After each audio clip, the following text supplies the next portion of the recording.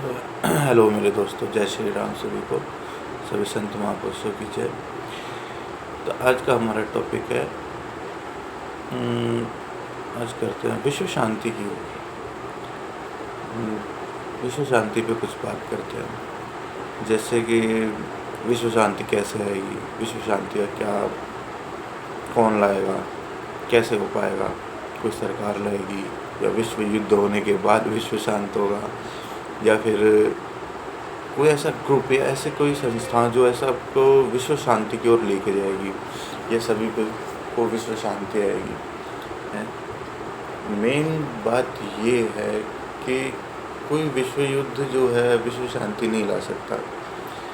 ऐसा होता तो श्री राम ने रावण को मारा था तो राम राज्य तो आ गया था, लेकिन सारे असुर खत्म हो गए थे, सारे राक्षस मर गए थे। ऐसा बिल्कुल भी नहीं है, ठीक है, क्योंकि बैलेंस जो है ज़रूरी है सिस्टम में। अगर सुर ही रहें, कहने का मतलब सब देवता ही रहें या भक्ति ही रहें या ज्ञानी ही रहें, तो परमात्मा को कौन, मतलब असुर को कौन पूछेगा।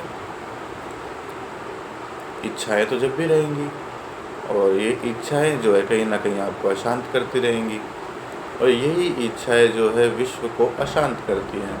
यही इच्छाएं जो है विश्व को अशांति की ओर लेके जा रही हैं। जो हमारी इच्छाएं हैं कि सामने वाले के पास जो है, बेशक हम कभी कभी ये देखते हैं कि हमें उसका लालच नहीं है, लेकिन हमने उसको देख लिया तो उसकी हमारे अंदर एक इच्छा प्रकट हुई कि हमारे पास भी वो होना चाहिए, कि मैं भी वो लेके आऊँगा। क्योंकि सामने वाला उस पर क्या कर रहा है, वो इतरा रहा है, आपको ऐसा दिखाता है कि जैसे उसके पास है तो आपके पास आपकी उसकी हैसियत नहीं है। लेकिन वास्तव में हमारी हैसियत होना ना होना ये किसी को दिखाने की कोई ज़रूरत नहीं है। इस ईगो के चक्कर में आदमी लड़ाइयाँ करके और एक दूसरे को ख़त्म कर देते हैं, यानी मर्डर भी हो जाता है। तो हमें इस चीज़ की ओर ध्यान भी देना चाहिए, अपने आप पे कंट्रोल करके रखना चाहिए, ठीक है। और दूसरी बात ये है कि हमारे एक फ़िलोसोफर थे रविंद्रनाथ जी टैगोर, जो नेपाल में गए थे। बहुत ही अवार्ड था उनके पास में शायद वो फ़िलोसफी का। तो उन्होंने वहाँ पे एक लेक्चर दिया था। जब लेक्चर दिया था तो जापान के लोगों ने उनका बहिष्कार कर दिया, मतलब उनको एकदम से नकार दिया। क्यों? जब उनसे बताया गया कि भाई इतने बड़े जो है वहाँ पे लेखक हैं और वो फ़िलोसफी बहुत अच्छी बताते हैं, उनको अवार्ड मिला हुआ है, तो उन्होंने कहा कि अगर इतने ही बड़े ही वो हैं तो वो अपने भारत में करें, पहले वहाँ को डेवलप करें, वहाँ को आज़ाद करें, फिर उसके बाद हम बात करेंगे, ठीक है। यही चीज़ होती है कि हम बात तो कर लेते हैं, कई लोग बात करते हैं, कई सारे ऐसे आपको मिलेंगे विश्व शांति की ओर, आत्म शांति की ओर, ज्ञान की, ध्यान की, शक्ति की, इस तरह की बातें करते हैं, ठीक है। लेकिन वास्तव में उनके पास कोई ज्ञान नहीं, कोई ध्यान नहीं, कोई शक्ति नहीं, कोई ऐसा गुरु भी नहीं है जो उनको उस सतमार्ग की ओर लेके जा रहा हो, ठीक है। अब सतमार्ग की ओर ले जाना क्या है? सतमार्ग की ओर मतलब पूरे विश्व की आपको सच्चाई, राजतंत्र से लेके पुलिस डिपार्टमेंट, कोर्ट, घर, परिवार, संसार, सब कुछ आपको सत्य रूप में दिखाकर और आपको उससे विरक्त करके और आपको सिर्फ उस ब्रह्म से जोड़ दे। उस ब्रह्म से जोड़ने के बाद आपको खुद ही आपको लगेगा कि मुझे कुछ नहीं चाहिए, मेरा काम सिर्फ देने का है। जब हमारे अंदर, सबके अंदर ये भावनाएं प्रकट करने के लिए ऐसा एक गुरु जीवन में आ जाएगा, तो आप वास्तव में वापस उस सनातन की ओर मुड़ना, मतलब सनातन नाम को कुछ तो है नहीं, लेकिन उस पर ब्रह्म को अगोचर कहा गया है, निर्विकार, निराकार कहा गया है, ठीक है। सनातन वर्ड तो खैर कहीं आता नहीं है, बट फिर भी हमने आज एक लोगो दे दिया है अपने आप को कि हम सनातनी हैं, तो कोई बात नहीं, ये भी ठीक है, कोई बुरा तो नहीं है। बट बात, हमारा मुद्दा ये है विश्व शांति। विश्व शांति करके हम क्या कर लेंगे, ठीक है। जब तक हम अंदर से शांत नहीं हैं, जब तक हम अंदर से शांत नहीं होंगे तो हमारी इच्छाएं शांत नहीं होंगी, और जब तक हमारी इच्छाएं शांत नहीं होंगी तो हम सुखी नहीं होंगे। जब हम सुखी नहीं होंगे तो हम दूसरे को कैसे सुख दे सकते हैं? ये तो वही बात होगी, मैं तेरे से प्यार करता हूँ, तो बट प्यार मतलब क्या है? तू उससे प्यार तो करता है, ठीक है, चलो मान लिया तूने प्यार करता है, तो उसके लिए जान देने को तैयार है, तो उसके लिए कुछ भी करने को तैयार है, ठीक है। वास्तव में तूने अपने आप से प्यार किया है? जब तू अपने आप से प्यार कर लेगा तब तुझे समझ में आएगा कि तू वास्तव में उससे प्यार करता नहीं है। क्यों? क्योंकि तेरे को यही नहीं पता है कि प्यार का एग्जैक्ट मतलब ही क्या होता है, ठीक है। तो यही जो है संत महापुरुष हमें समझाते हैं कि हम अपने आप को जानें, भीतर से जानें, पहले स्वयं का कल्याण करें, पहले स्वयं को प्यार करें, ठीक है। तो पहले स्वयं का कल्याण करें और स्वयं को प्यार करें, तभी तो हम विश्व में किसी को प्यार दे पाएंगे, किसी की परेशानियों को समझ पाएंगे, तभी तो हम वसुधैव कुटुंब का जो हमारे श्री कृष्ण भगवान जो हैं, जिनको हमने भगवान की उपाधि दी हुई है, वो भगवान हैं। तो इसलिए वो भी यही बात बोलते हैं कि वसुधैव कुटुंब है, कि आपको जन सेवा करनी चाहिए वसुधैव कुटुंब समझ के, सबको एक समान समझ के, ठीक है। तो आत्मा ही परमात्मा है, इस बात में कोई संदेह नहीं है, क्योंकि जब आप आत्मा से जुड़ जाओगे तो आपको खुद ही समझ में आ जाएगा कि आप जो है सिर्फ एक दृष्टा हो, ठीक है। काम करने वाला सिर्फ एक वही परमात्मा है, सब में वही विराजमान है, हर जगह, जीव में, निर्जीव में, कि वही इलेक्ट्रॉन, प्रोटॉन, न्यूट्रॉन काम कर रहा है। आप उसको देखोगे, जानोगे, समझोगे, अपने आत्म कल्याण की ओर बढ़ोगे, तो आपको खुद ही समझ में आएगा कि वास्तव में मेरे अंदर शांति हो रही है, मैं रोज़ हल्का हो रहा हूँ। ये शक्तियों की साधना करने से या तंत्र सिद्धियाँ सीखने से या आप हवन यज्ञ कर लीजिए, इससे आपका कुछ नहीं होने का, ठीक है। मेरा खुद का एक्सपीरियंस है इस चीज़ में, मैंने किए हैं, ठीक है। मैं कई बार मैं अघोरियों के साथ भी कई बार मैं बैठा हूँ, उनके साथ कुछ दिन लाइफस्टाइल बस जिया है, उनकी शक्तियाँ देखी है, लेकिन फिर भी उनके अंदर वो वासना ही ख़त्म नहीं होती है और इच्छाएं ख़त्म नहीं होती है, ठीक है। अब मुझे इसकी ज़रूरत है तो इसके लिए मुझे साधना करनी है, अब मुझे वो चीज़ चाहिए तो उसके लिए मुझे साधना करनी है, ऐसी शक्तियाँ चाहिए, ऐसा वो चाहिए। लेकिन धीरे धीरे करके क्या होता है, यही शक्तियाँ जो है आपको आत्मकल्याण के मार्ग से मोड़ देती हैं, ठीक है। तो ऐसा भी कोई रास्ता है, ज़्यादातर सवाल ऐसा होता है कि आपके पास शक्तियाँ भी हैं, आपके पास सिद्धियाँ भी हैं, आप पूर्ण हो, मतलब आपको यहाँ पे जो है अपने चक्र एक्टिव कर लिए हैं और आपके पास शक्तियाँ सिद्धियाँ हैं, लेकिन फिर भी आपका आत्मकल्याण नहीं हो पा रहा है। बट क्यों नहीं हो पा रहा है? ये यही एक सवाल हमारे मन में उठता है। तो कहीं ना कहीं जो है हम उसमें विनम्र भाव से रहना भूल जाते हैं, ठीक है। कहीं ना कहीं हमारे अंदर एक अहंकार रह जाता है कि हमने वो शक्तियाँ प्राप्त कर ली, तो हमारे समान कोई है ही नहीं, हमारे समान कोई है ही नहीं, और कोई भी आएगा हम उसको झुका लेंगे, ठीक है। वास्तव में ऐसा नहीं होता है, हमें खुद ही झुक के रहना होता है।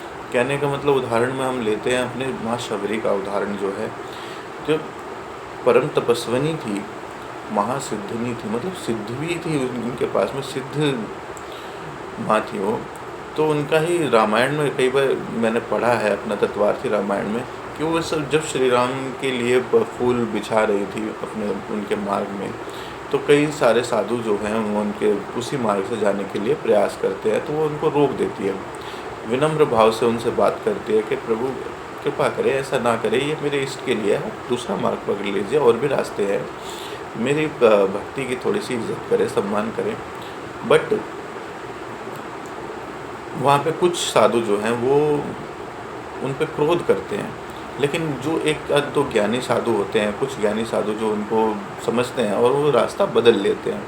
तो साइड में ले जा करके थोड़ा सा आगे बढ़ के वो बोलते हैं, देखो समर्पण कैसा होता है, ये जो है अपना सहनशीलता क्या है, हमने उसको ज़बरदस्ती प्रयास भी किया जाने का, ऐसी बात नहीं है, वो साधिका है, उसके पास परम सिद्धियाँ भी हैं, लेकिन उसने इस चीज़ का घमंड नहीं किया, ठीक है। विनम्र भाव से हमारे आगे हाथ जोड़ करके चुपचाप शांति से, और वो ये इस बात को बोलते कि प्रभु कृपा कर मेरी विनती को सुने, ऐसा ना करें, मेरी भक्ति को व्यर्थ ना करें, मैंने बड़े ही चाव से ये किया है अपने प्रभु के लिए।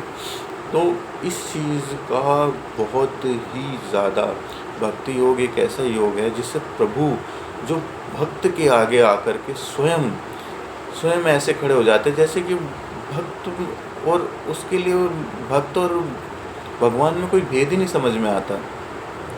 ये मेरा अनुभव है खुद का। एकदम काफ़ी एकदम से मैं उतावला हो गया था भाई, ठीक है मेरे को भगवान श्री कृष्ण के दर्शन करने हैं, ठीक है।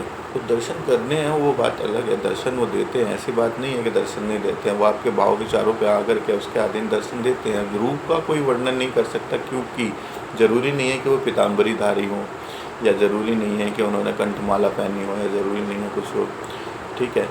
बट जैसा आप उनको सोचोगे, जैसा आप उनका अनुभव करोगे, क्योंकि वो 22 अवतार जो हमारे हैं वो तो सिर्फ एक निमित्त मात्र हैं जो हमें मोटे मोटे बताए गए हैं। वास्तव में वो करोड़ों अवतारों में वर्णित है हमारे वेदों के अंदर।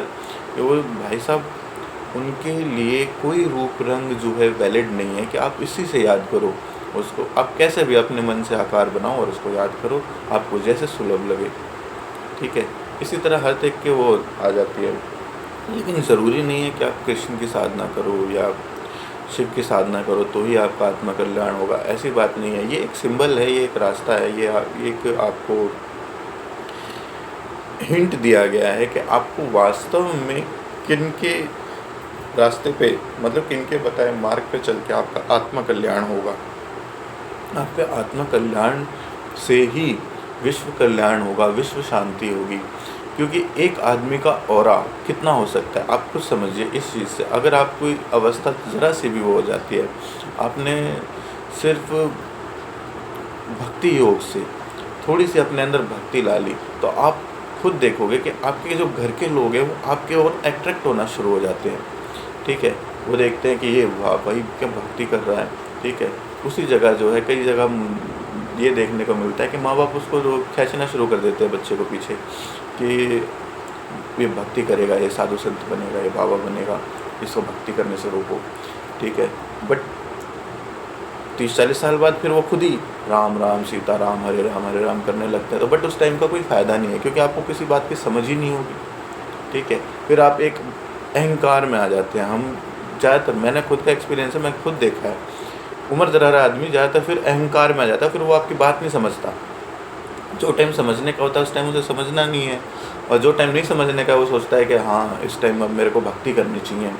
तो भाई भक्ति करोगे तो आपके फिर एक भक्त तत्व का अहंकार आ जाता है, ठीक है। मैं भक्त हूँ, मैं नाम जप कर रहा हूँ, ठीक है, मैं 24 घंटे नाम में, लेकिन भीतर घट में जो बैठा हुआ है वो तो इस बात को जानता है, ठीक है। समय रहते हुए जब तेरे को आना था तो तू आया नहीं। अब तू 4 घंटे नहीं बैठ सकता, 4 घंटे छोड़ आधे घंटे नहीं बैठ सकता है।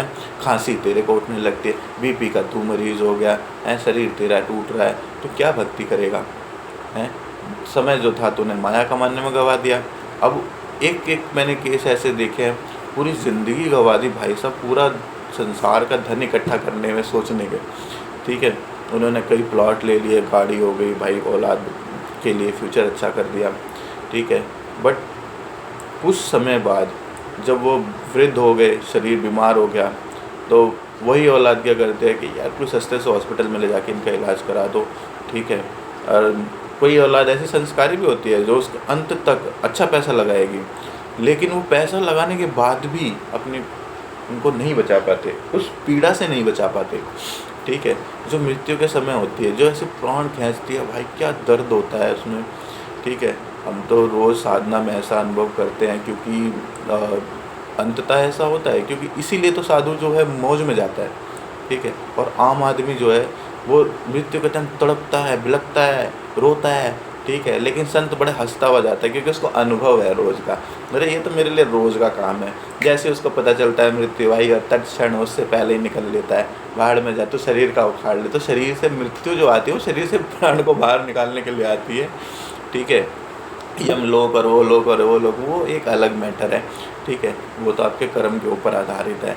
हम अपने कर्म से ही लोगों का निर्धारण करते हैं। जैसे भी हमारे कर्म उच्च होंगे, कहने का मतलब हम हमारे सोल में पुण्य कर्म, एक तरह से आप समझिए, तो पुण्य कर्म जितने होंगे, ठीक है, वो आपको थोड़ा सा ऊपर लेवल पे ले आएगी, क्या पता उसका सुख भोगने को मिले, ठीक है। लेकिन जैसे ही आपके जीवन में संत सद्गुरु, संतों की कृपा, सत्संग कीर्तन भजन आता है, आपकी आत्मा उतनी ही हल्की होकर देवताओं की श्रेणी में जाती है।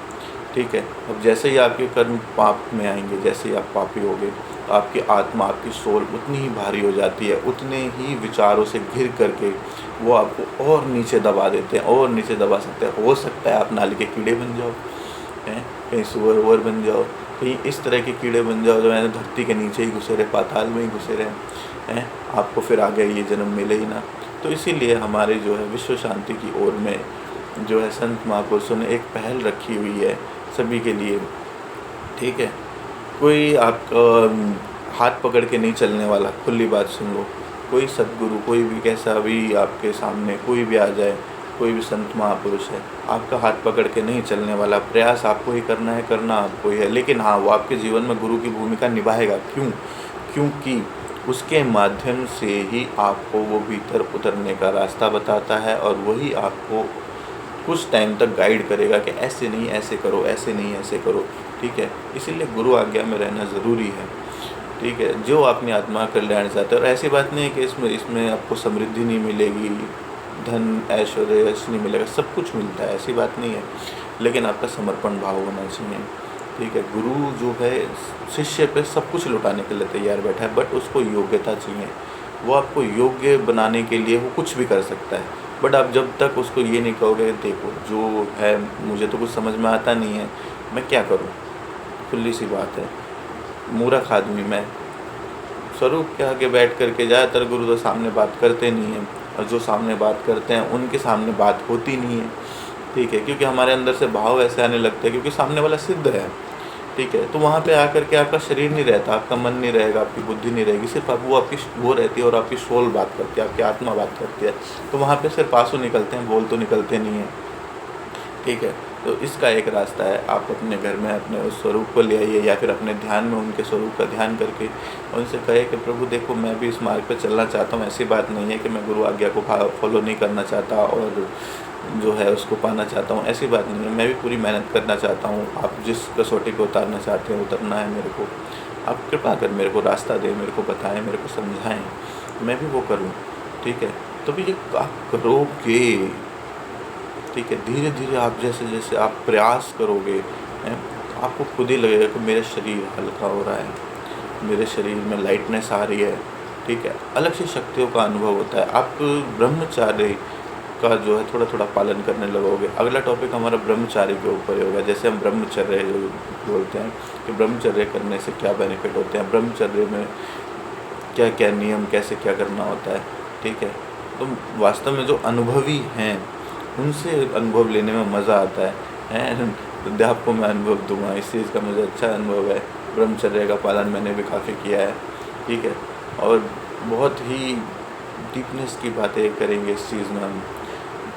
चलो आगे टॉपिक पे आते हैं। तो आत्मज्ञान और आत्मकल्याण। ठीक है। तो भारतवर्ष जो है बात करता है विश्व गुरु होने की। भारत विश्व गुरु कैसे हो जाएगा? ठीक है। तो हम किस क्षेत्र में बात कर रहे हैं, वो किस क्षेत्र में बात करते हैं कि भारत विश्व गुरु हो जाएगा? तो ये जो है किसी पॉलिटिकल नारा नहीं है, ये से संतों का नारा है कि हम भारत को वापस विश्व गुरु बनाएंगे। क्योंकि भारत से ही जो ही ज्ञान पद्धति निकली है, सब भारत से ही निकली हैं। ठीक है। आज हमारा ही ज्ञान चुरा के हमें ही वापस दिया जा रहा है। ठीक है। अब ये सब चीज़ें जो हैं, इनको कहीं ना कहीं मैनिपुलेट करके बाहर से अंदर की ओर लाया जाएगा, फिर वापस से वही सनातन चलेगा, वही अपना ज्ञान चलेगा। ठीक है। क्योंकि धीरे धीरे करके लोगों ने ब्रह्म ज्ञान के प्रति अवेयरनेस खो दी है। ठीक है। नहीं तो पहले आदमी कोई तंत्र की ओर नहीं भागता था, कोई मंत्र की ओर नहीं भागता था, वो सीधा सिर्फ एक सिद्ध गुरु ढूंढता था कि जो सिद्ध गुरु हो, ठीक है, वही मेरे को मिले। तो आज के टाइम में भी ऐसे संत हैं। ठीक है। मैं ये नहीं कहता कि भाई संत नहीं हैं, लेकिन कई लोगों का ये होता है, मैंने बात करी है तो मेरे को ये खुद समझ में आता है कि वो ये बोलते हैं कि मेरे को मंत्र दे दिया या मुझे ध्यान में बिठा दिया, ध्यान लिंग के आगे बिठा दिया, ऐसे भी मेरे को सुनने को मिला है।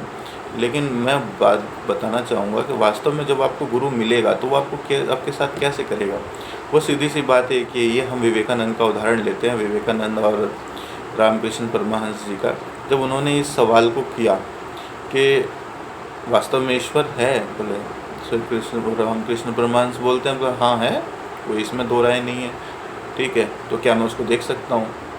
हैं, मुझे अगर आपने उसका दर्शन, आप उसको मानते हैं तो क्या आप मुझे भी उसका दर्शन कराओगे? हैं, खुली बात। तो उन्होंने उसको ये नहीं कहा कि तू ध्यान में बैठ जा, तू साधना में बैठ जा, ठीक है, तू ये जाप कर, तू वो जाप कर, बिल्कुल नहीं। बोला 100 की सीधी बात है, ईश्वर है, ईश्वर को देखा नहीं जाता, ईश्वर का अनुभव होता है, खुली बात सुन ले, ठीक है। जो सहज प्रकाश रूप भगवान है वही है ना, तो वही उसका दर्शन तेरे को होगा, जैसे तूने वेद पुराणों में पढ़ा हुआ है। मतलब ज्ञान तो तूने सारा अर्जित कर लिया है, 75 लोग यूट्यूब पे ज्ञान दे रहे हैं, ठीक है, उसमें से एक मैं भी बन गया। लेकिन मैं आपको खुली बात बताता हूँ कि देखो, नाम जप करने से या कुछ भी करने से हो सकता है कि आपका संसारिक कल्याण हो, आप संसार में उन्नति करें, ठीक है, लेकिन आप उस चीज़ को प्राप्त नहीं कर पाएंगे, ठीक है। सहज प्रकाश रूप भगवाना, उस चीज़ को आप प्राप्त नहीं कर पाएंगे। आप एक रूप के प्रति मोहित रहेंगे और कहीं ना कहीं ये मोह आपके जो है कल्याण में बाधा बनेगा, ठीक है। तो ज्ञान को धीरे धीरे समझ में आपको आता है। जैसे ही अब इस चीज़ को आप समझिए ना कि जो है गीता में भगवान श्री कृष्ण ने अर्जुन को ज्ञान दिया, फिर अपना रूप दिखलाया, ठीक है। तो और उसी में जो है गुरु बृहस्पति का शिष्य जो है उद्धव हैं, ये दो ही बंदे ऐसे हैं कि कृष्ण ये बोलते हैं कि जो अर्जुन ने और उद्धव ने बोल दिया, सो ये समझ लो कि मैंने बोल दिया।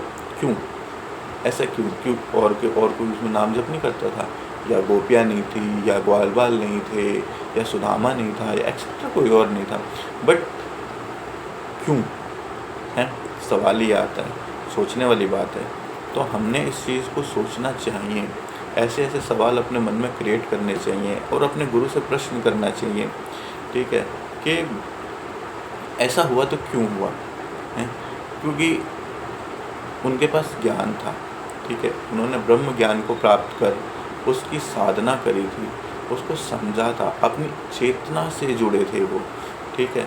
और चेतना से ब्रह्म जुड़ा हुआ है। जब आपको समझ में ये आ जाएगा कि आपने ब्रह्म ज्ञान ले लिया, अब आप ब्रह्म ज्ञानी हो गए हो, ठीक है, वास्तव में गुरु ने आपको ज्ञान दे दिया है, ठीक है, तो आपको ये समझ में आएगा कि आप काम कुछ करने वाले हो ही नहीं, ठीक है।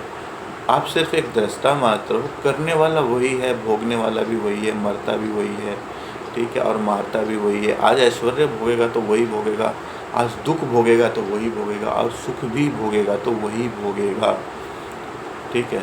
हम सिर्फ निमित्त मात्र हैं, हमारे शरीर का सिर्फ वही काम रह जाता है कि इस शरीर का जो भी प्रारब्ध है उसको ख़त्म करो, ठीक है।